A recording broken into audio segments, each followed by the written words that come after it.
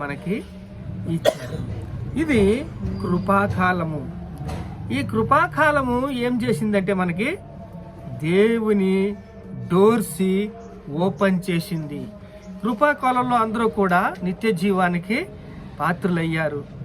ఇప్పుడు పూర్ణ ఉదయంతో, పూర్ణ ఆత్మతో, పూర్ణ శక్తితో, పూర్ణ బలముతో మనము ఆరాధించుకుంటున్నప్పుడు, ఇప్పుడు దాకా పాటల్లో మనం దేవుణ్ణి ఆరాధించుకున్నాం, దేవుణ్ణి మహింపరిచాం, దేవుణ్ణి ఎంతో స్తుతించాము, ఆరాధించాము. అలాగే నీ పూర్ణ ఉదయంతో, నీ పూర్ణ ఆత్మతో, నీ పూర్ణ శక్తితో, నీ పూర్ణ బలముతో, పూర్ణ వివేకముతో దేవుణ్ణి ఆరాధించమని చెప్తున్నారు. అలాగే కాకుండా నీ పొరుగువాడిని కూడా ప్రేమించమని దేవుడు చెప్తున్నాడు. ఇప్పుడు 10 ఆజ్ఞలు వివరించి వ్యర్థమైపోయినాయా? కాలేదు. 10 ఆజ్ఞలు మనకి ఏం చేసినాయి అంటే ప్రేమ అది అన్నిటినీ అధిగమించేసింది.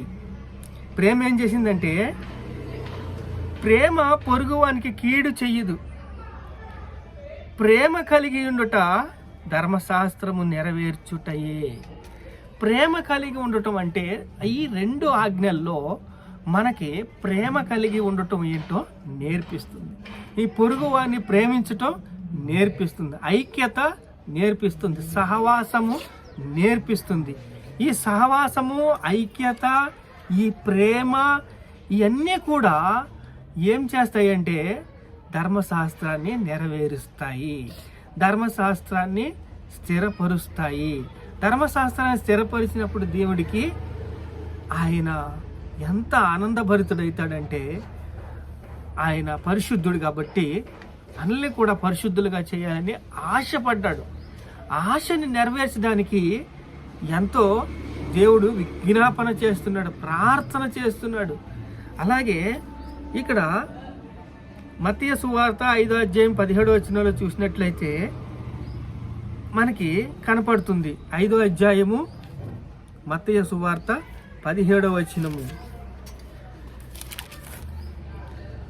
ధర్మశాస్త్రమునైనను ప్రవక్తల వచనమైనను నేను కొట్టివేయనకి తలచివద్దు, నేను నెరవేర్చుటకే గాని దాన్ని కొట్టివేయనకి రాలేదు. ధర్మశాస్త్రాన్ని నేను కొట్టివేయనకి రాలేదు, కానీ దాన్ని నెరవేర్చడానికి నేను వచ్చాను.